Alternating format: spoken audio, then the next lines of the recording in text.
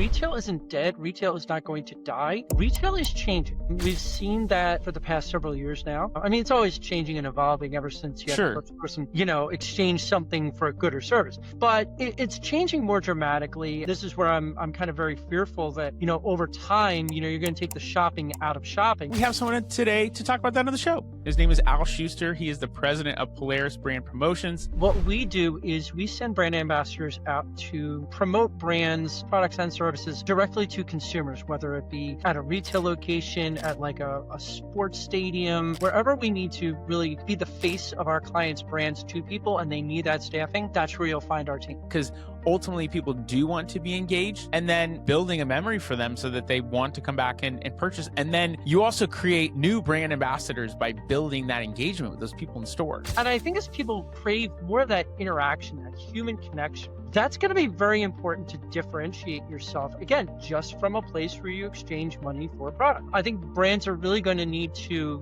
to make the retail exciting, again, is to really incorporate more of that and really to advertise and promote that more. There's all these different ways, but stores really need to capitalize on that to make themselves relevant in an era when everything is just so easy and convenient just to do on your phone. It's delivered to you and you move on. Even in the height of the pandemic, e-commerce was still only 20% of sales. That's happening. Retail, I think, is never going to die. I believe we're meant to be in community, so I think people want and desire that. But something you and I have talked about, whether on camera or off, just the experience is not quite the same when people go into a retail store, right?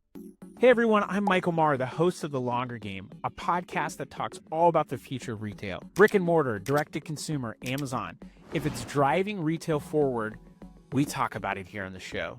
Make sure to subscribe to catch every episode on LinkedIn, YouTube, Spotify, and Apple Podcasts, or wherever you get your podcasts. And before we dive in, I just want to say thank you. Every listen, every share, all of those conversations, they mean a lot to us and they help us get our message heard. Retail is evolving very quickly. You've been along for the ride, and I appreciate you for being here. All right, let's get into it. Welcome, everybody, to The Longer Game, the podcast where we talk all about retail. That means a lot of things to a lot of people, but here at the show, that means in-store, e-commerce, marketplace, all that good stuff. Retail is very much not linear. That was a really weird saying of retail's not linear. And that's just the reality now. And that means a lot of things have changed, how people experience stuff in store versus how they experience stuff online, the convenience factor, all those things. And we have someone today to talk about that on the show. His name is Al Schuster. He is the president of Polaris Brand Promotions. Al, welcome to the show. Tell us a little bit about yourself. Glad to be here, Michael.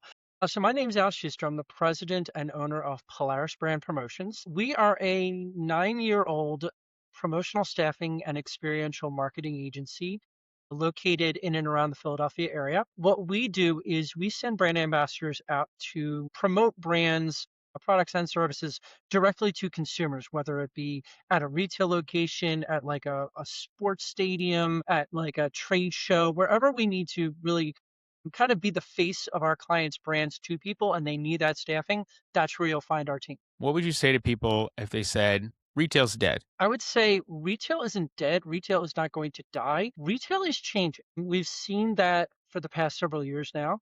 I mean, it's always changing and evolving ever since you had the first person, exchange something for a good, for a good or service. But it's changing more dramatically. I mean, we started to see this with Amazon and kind of the like the .com, the e-commerce boom. And now we're seeing it more tech focused than ever with online shopping and delivery services, whether it be for like, your Grubhub and DoorDash for like, for restaurant foods, or you have like all the supermarkets have their kind of their online delivery services now.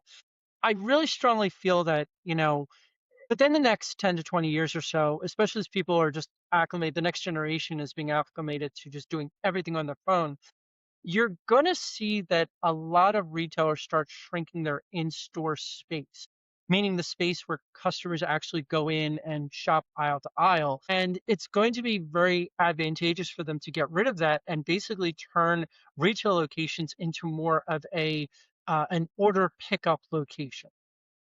To more BOPIS than anything, which is what we've seen like the Walmarts and the Krogers of the world with ClickList and other things do. Yeah. I mean, we're starting to see what that was some of like the kind of like your fast food chains where you've gone away from ordering to a human being at a register to ordering on a touchscreen or ordering on your app and then just going there for pickup. I I've worked at seen Starbucks, by the way, like 2 decades ago. Yeah. I never I mean, I guess I could have anticipated, but the thought of someone ordering something on an app and just placing a drink out on the counter seems wild to me because it was all really old, like, DOS systems at the register. I mean, Walmart excuse me, Starbucks has done a great job of updating technology, but it has changed the experience in store. It really requires the people behind the counter to go above and beyond to engage instead of it just being a here's your drink experience. I mean, there is that personalization. It depends from brand to brand, but I think we generally consider kind of like grocery store and even to a degree, like I guess like kind of your Mace or whatever is still around, like the big clothing retailer locations. It's very much just a kind of a self-exploring system where you go around and you kind of look at things, you select things. A brand like Starbucks definitely wants that kind of customized, personalized experience. But to your point, yes, you can place that order on an app and then just go and pick it up. So I think it all depends upon the brand and the type of store or the type of retail location that you're talking about. But when you're talking about commoditized goods, which a lot of like food products are, and maybe even some clothing products are, then yeah, I mean you can definitely scale back that consumer interaction, that consumer engagement by the brand, but you're still gonna have people who need to purchase those goods and services, so to Right. speak. So you're definitely gonna have people who are just like, all right, let me just cut the humans out and go and just order online what I need. Yeah, well, and you look at e-commerce, anything apparel related, the return rates are insanely high for obvious reasons. People can't try stuff on. I think there's fraud that's in there as well, but people will very often buy two different sizes of something, determine which one fits best, and return it.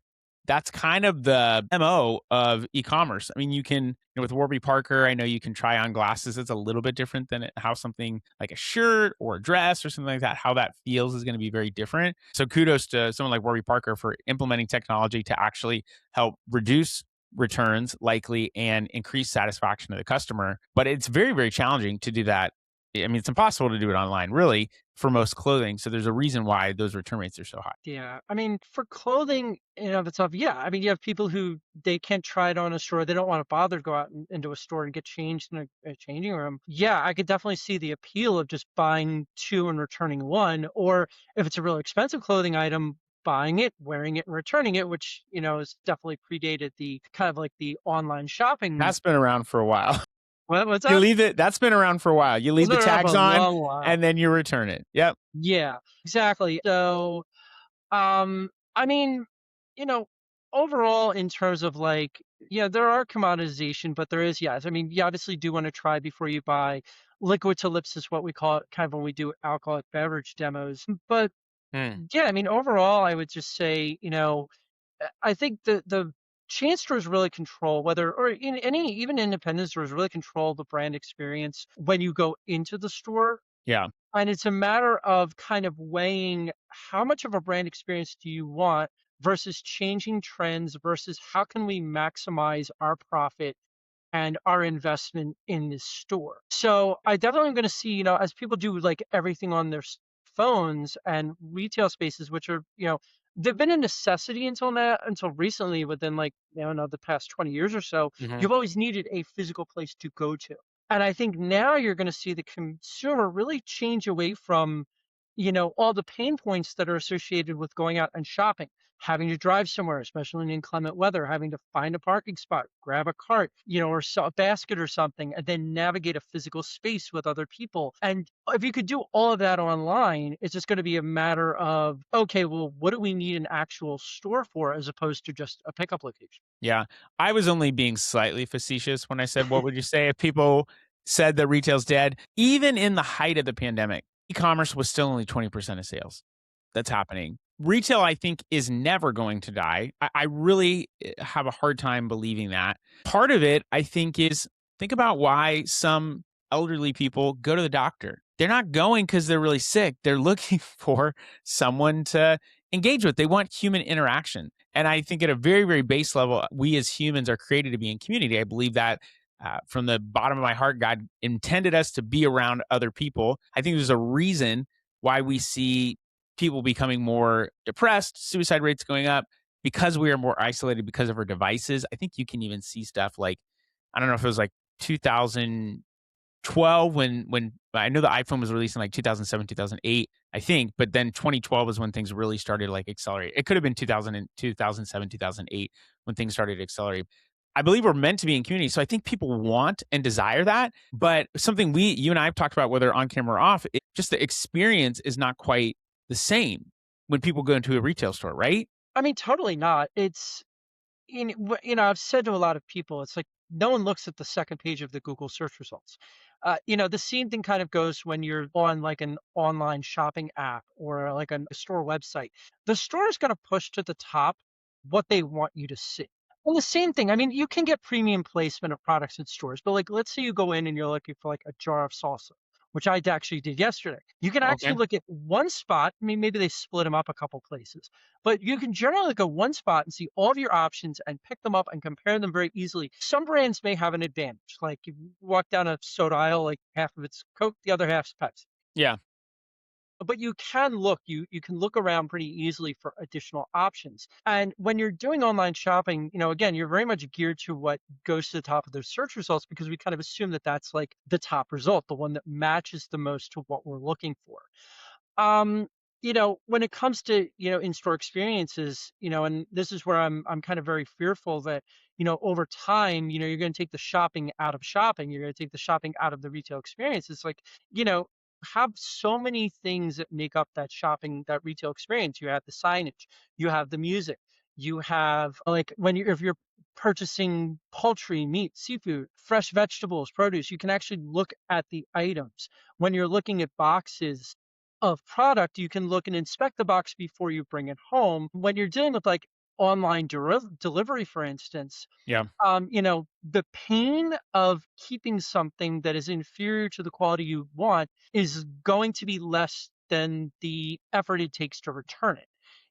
If the box is slightly damaged, you're not going to probably going to drive to the store and get a refund. Or I know there are some refund and alternative options, but I mean, I've even anecdotally had it where it's like, oh, these raspberries are already bad. It's like, well, I'm not going to drive back to the store for one exactly. container of raspberries, even though they cost 6 or 7 bucks. Right, or the meat is maybe it's got a little bit too much fat on it than I would have wanted to pick out, but Yeah. it's like, "All right, I can live with that." You're kind of by moving a lot of these things online, you're kind of taking away from that choice, that option that the consumer has had for so long and maybe is taken for granted a little bit. Is that what you mean by taking the shopping out of shopping? Exactly.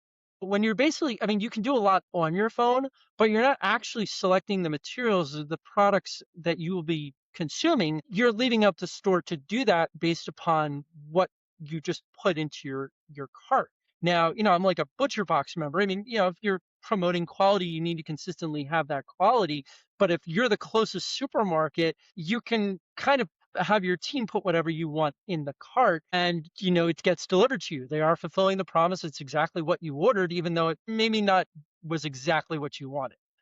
Or if they deliver the wrong item, especially if it's a perishable thing, you might just live with it instead of, to your point, going through the whole hassle of returning. We have talked with several brands on this show who have mentioned how important sampling is to their what I would call discovery process with a consumer. One of the most notable, I believe, last season was Pierre Jamais, head of sales at Fishwife, and he talked about how he actually came from ice cream over to tin fish and how ice cream was way easier to sample than tin fish, but it was so crucial because it can be something like tuna or mackerel or whatever it is in a can be so polarizing. I mean, they've done a great job from a brand perspective. The quality is amazing too, but they go above and beyond. It's not just try this thing. It's, hey, try this thing on a cracker. Try this thing paired with this other thing. Oh, and by the way, we have this Gia non-alcoholic cocktail to go with it. So they're creating a real experience, but they're not just doing it in big stores.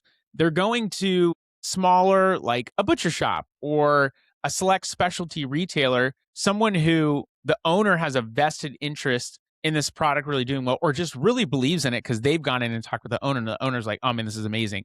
They're curating the store based on things that they love and they can sell. It's not, being in a Target or whatever, which they are in now, but it's not being in a Target where you're dealing with the buyer and trying to get shelf placement, and they're not like, we're going to vouch for every single product. They want to see, sales velocity. These owners can then talk to these people, these small specialty retailers, and say, oh, you want a great tin fish? I just had this. It was amazing. I'd pair it with this. I'd get this cheese right here. And so that sampling has really helped them to get discovery, so that when they do find them on Amazon for convenience or do see them in a retailer, they're like, oh yeah, I've had this. Now it's a lot easier to put them in your cart and buy. Yeah, I mean, sampling is kind of how our agency was started. We've been around, like I said, for about 9 years now. Polaris Brand Promotions does, in-store demos as well as like pop-up activations at concerts, sporting events, music festivals. Cool. We do trade shows, anywhere where you can get in front of a lot of people to represent a brand. So, for us, yes, we always tell our potential clients and our current ones, sampling is not the end all and be all of your marketing program. It's not the one thing you should throw all of your money in, but it is a key critical component. Is an expensive one. Rates generally $50 to $80 an hour, depending upon the type and style of product we're talking about here. For just to send a brand ambassador out, but you get so much more of that personal engagement, Michael, that you were referring to. Our brand ambassadors are taught, engage the consumer, pull them in, ask them questions like, what do you normally try or drink or eat or whatever? Encourage that sale, give away that swag. And having that personality is so critical. I almost kind of jokingly tell our potential clients sometimes it's like, you need two things to make your program a success. Number one, your product has to taste good. I'm sorry, but Bing, it bing, bing, bing, doesn't taste bing. good. It's not going to sell. You You got can't common sell sense. crap. I know, Yeah. but and the other thing is having an engaging, experienced, enthusiastic brand ambassador who loves Yeah. talking with people, who loves representing the brand that they're out doing the demo at that day. A lot of times you don't need a massive, expensive kind of setup or anything. You just need those two critical components. We've had clients like, oh, I want to spend money on like custom booths and all this expensive swag and stuff. I'm like, no, if they like it, they're going to try it, put it in their cart, take it home, use it for a while, and then probably add it to their shopping list for next time. It's simple. It's not complicated. I've seen brand owners, especially in the beginning, where they are the ones sampling. Or there was a brand on here for a previous episode called Sour Milk, and they actually had a really interesting. They basically did a drug distribution model where they told people on social, "Hey, we're gonna come deliver this to you on the street in a brown paper bag." People met them on the street. They delivered the product. It was just like testing throughout the summer. They biked around, they talked to people. Then people found stuff in stores. The next summer, the next time they did a production run, it was I'm pretty sure it was in New York City. And or no, maybe it was I think it was in Colorado. Either way, they did that first distribution that way, talked with people, got feedback. And then when people did see their product in the store, they were, oh, I know these founders, I know these people. Like there was engagement. And that's the community piece, I think, that's so crucial that is really missing now. We go into this what I'll call just formative language of like at a grocery store, like, hey, how are you? Hey, what's going on? Etc.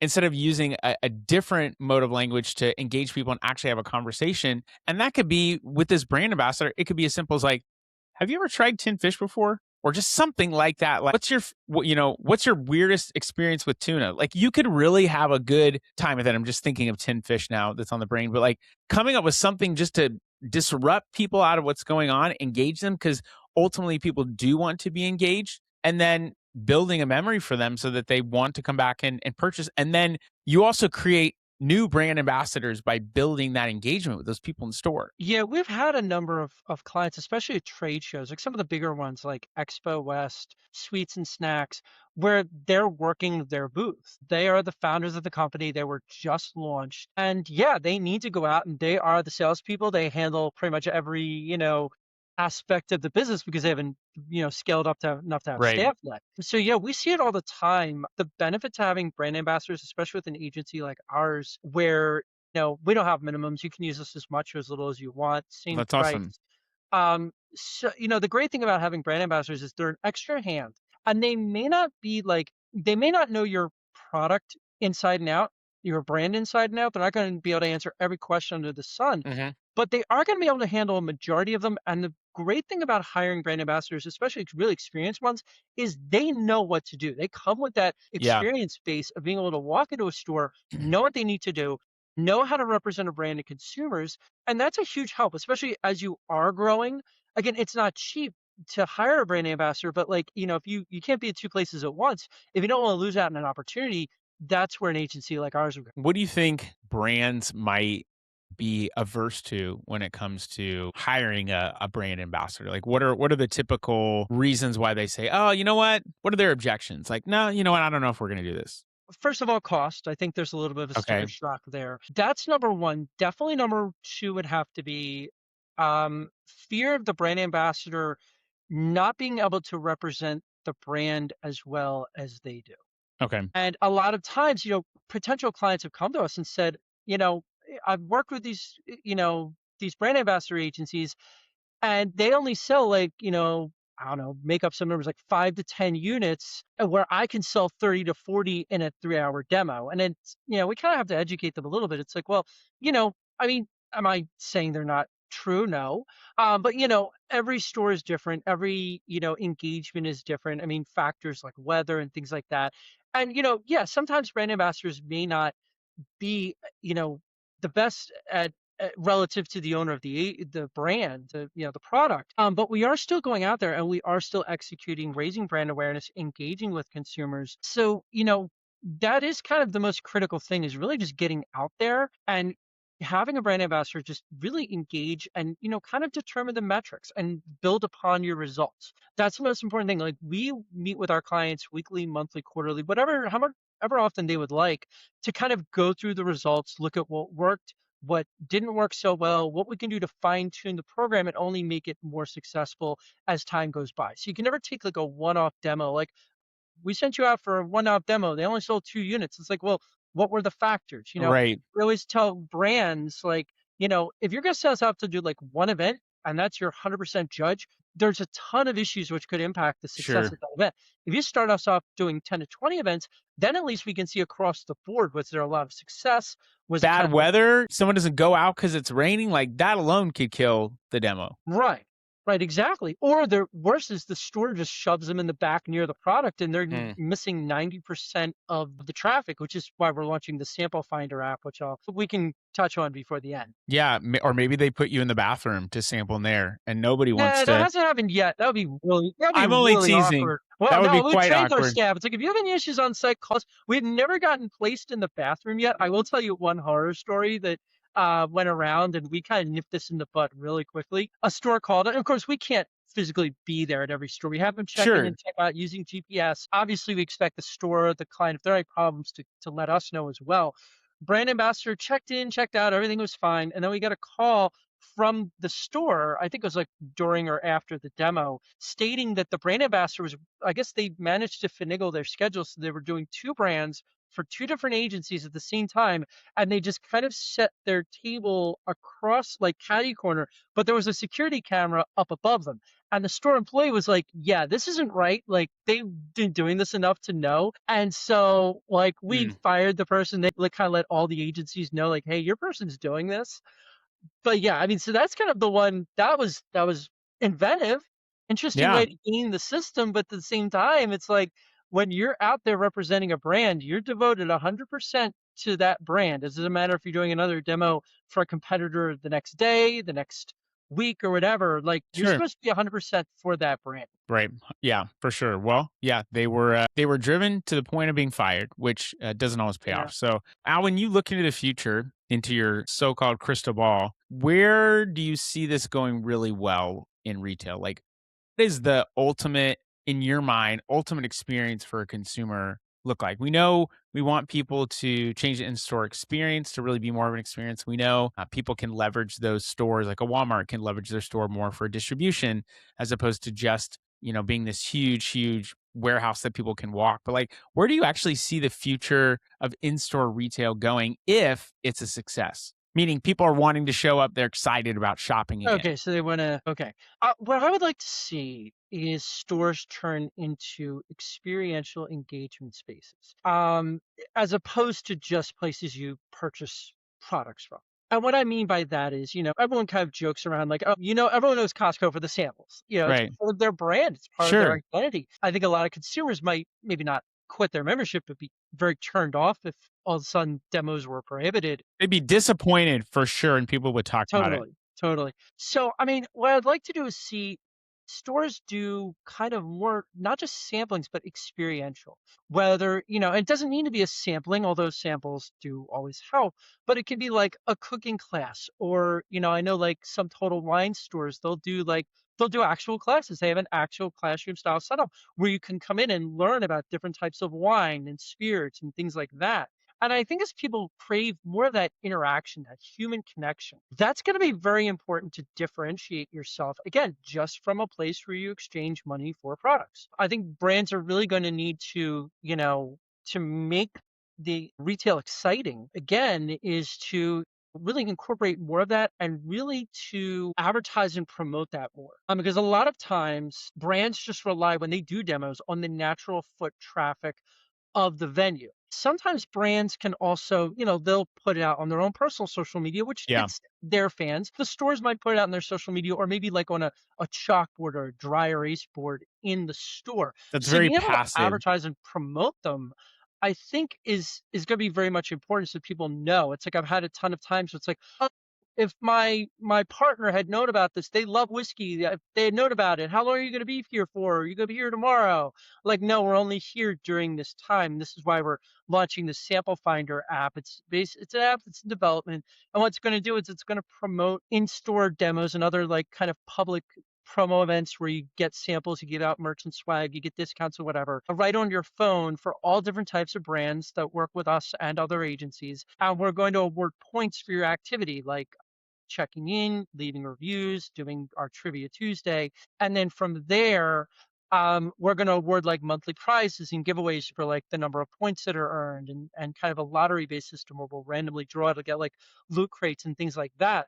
Because we really want to kind of promote these in store experiences in one centralized platform.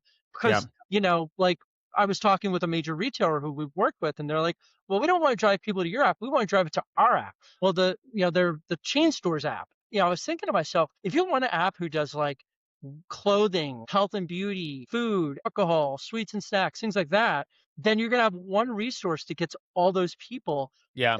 beyond just each store just kind of promoting their own, if that makes sense. Oh, it makes a ton of sense. I think even in my own life about you're talking about whiskey and you're speaking my language. There's a store, an alcohol supply store. I don't know what you call it.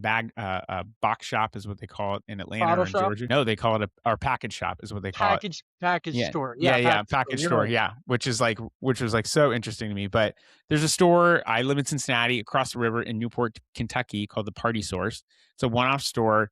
We've got a huge selection of wine, great wine buyers. They've got a ton of different I mean, I'm an hour or 2 outside of bourbon country, so there's a ton of bourbons and whiskeys and ryes, and they do a lot of barrel picks with these different companies, and they've got an amazing liquor selection like Amaros and vermouths and all this stuff. Well, they do something every quarter called the Sample Soiree, and they do promote it, and they talk about it on social. They talk about it on their email list, and they do it ahead of time and promote to people and say, "Hey, come in for this sample soiree. It's whatever this Friday, and you go in and you get to go and sample a bunch of stuff pretty much for free. Not quite for free, but pretty much. And you try a bunch of different things. You're in the store, you're a little liquored up. You're probably more willing to buy stuff. You're not walking out of there probably with nothing, but it's a really, and they even have sample like snacks and other things like that, but it's a really amazing experience. And they're Mhm. promoting it ahead of time, getting people involved and engaged to come out.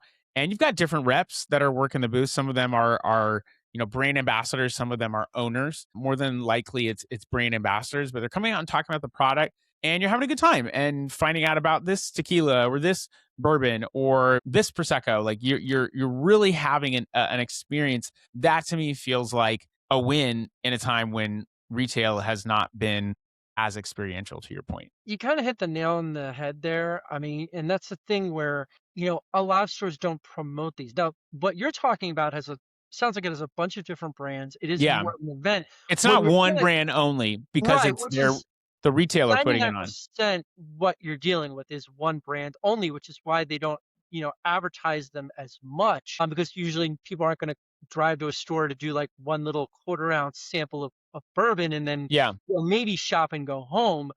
They want something more substantial, and that's where, we kind of wanna, basically make it an ongoing thing at these stores. It's not the end all and be all, of driving traffic. Going when you walk into a liquor store, you're gonna buy something. Like 99% of the time, the people going in are buying something. So the store doesn't have a major interest in promoting one over the other, or they probably just if they bought in a new product, they want to get it off the shelf and make it worth their investment to buy. In fact, that's what a lot of our clients do. They'll sell in like 5 cases and say, okay, well, if you buy 5 cases, I'll give you a couple of samplings to help to promote it. So that's Mm, kind of the store's motivation to do this. But yeah, for those larger events, it will bring people in because you're getting a substantial experience. What we're looking to do, like for instance with Sample Finder, is just give all that volume to people so that they can, maybe instead of shopping at their normal store on a Friday, they'll do it on a Thursday, or they'll shop at a different store that sure. has a demo. Or if you're in a major city, you can almost make a scavenger hunt out of it and kind of Mm. go around from store to store to store and trying different samples and You every could give people points for achieving a scavenger hunt too. That would be really cool inside the we've app. considered it, it's in the works, to do something like that, but yeah, the possibilities are there, and that's what we really wanna do.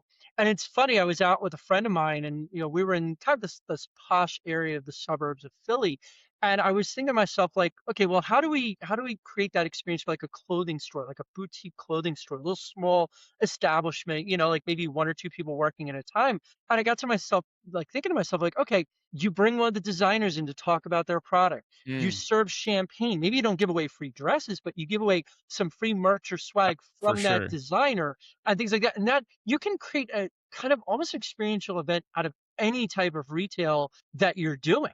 Even like an auto shop, you could maybe do simple classes on how to identify problems or how to pick certain things, and or the parts manufacturer comes in to kind of help provide a geek out experience for car enthusiasts. There's all these different ways, but stores really need to capitalize on that to make themselves relevant in an era when everything is just so easy and convenient just to do on your phone. It's delivered to you and you move on. Yeah. I really got to know now. What salsa did you walk out of the store with? Oh, I'm not going to play favorites. It was just one of the generic ones. I was just kind of looking Okay. around. I was looking around for something different, I was and just I just curious looked. what your intention was going in and what you I ended was up walking having out I with. was having my buddy and his 3 boys over for dinner, and we're doing tacos. And Okay. I'm, like, just picking out a salsa, and this is the first example that came to my mind, but I was looking for, like, do I find something, like, interesting, different, something I wouldn't normally find just by looking at, again, the top of the results, and I just wound up going with something generic because kind of like the little smaller brands, I didn't see anything that really popped to me like, "Wow, I really wanna, invest to, buy it." But again, that's the entire point is because a lot of times the major brands, you just know them. It's brand recognition. Yeah. It's what they spend billions of dollars on each year, just so you think of them top of mind. And I kind of went with the idea of let me see if there's something a little bit different. I didn't happen to see anything that I wanted to experiment with and just try on a whim. I just went with something I figured, okay, well, I know this will work. Yeah. But That's a again, benefit that's of the brand exciting. awareness and recognition, Yeah, whereas smaller exactly. brands have to do things to stand out. Creating the experience is what can give them a leg up, and that's something that I don't think big brands can rely upon brand recognition. Little brands cannot, or new and emerging brands cannot, and they need to create that experience. Exactly. Even big brands that are launching new products, like a Yeah, big brand, you can think of one of the major ones offering like a watermelon flavor or something. Yeah, you do want to have that recognition for the new product, and people might be hesitant because like, well, I know the main brand, but I don't know if this little offshoot if I'm going to like sure. it. They still need to get that exposure. But you're 100% right. I mean, Heather, who's our marketing director and the founder of the Sample Finder app, she and I go to Expo West every year. And there's literally like 3,000 exhibitors or something crazy like that.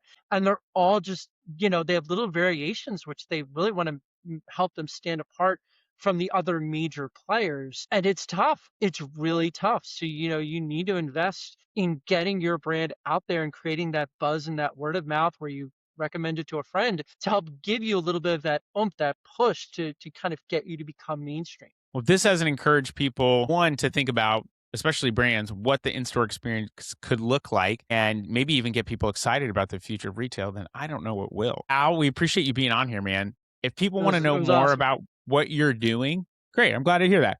Because even if it wasn't awesome, it's over now. But if people want to know more about what you're doing, where should they look? Behind a sample table, or maybe there's somewhere better? A little bit better. So you can find us at polarisbrandpromotions.com. That's for any brands or suppliers that want to hire us to do their sampling services. And for any consumers who are interested in learning more about Sample Finder, you can go to samplefinder.com. You can also look for us on socials that I believe it's Sample Finder app. Love it. You heard it here first, people. That's all we got for you. Until next time. And if this episode hit close to home because we talked about something like Amazon that feels complex or fragmented, this is exactly what we do at Cartology. I'm Michael Marr. I own Cartology. We are a full-service Amazon agency. We take extreme ownership in the work that we do. We get results, and we have a holistic end-to-end service that not just gives you strategy, but we also handle the execution and everything in between. If you want a partner who's actually accountable for outcomes and that you will love working with and trust, find our information in the show notes. We'd love to talk with you. Thanks again for spending your time here. I'm Michael Marr, and we'll see you on the next episode of The Longer Game.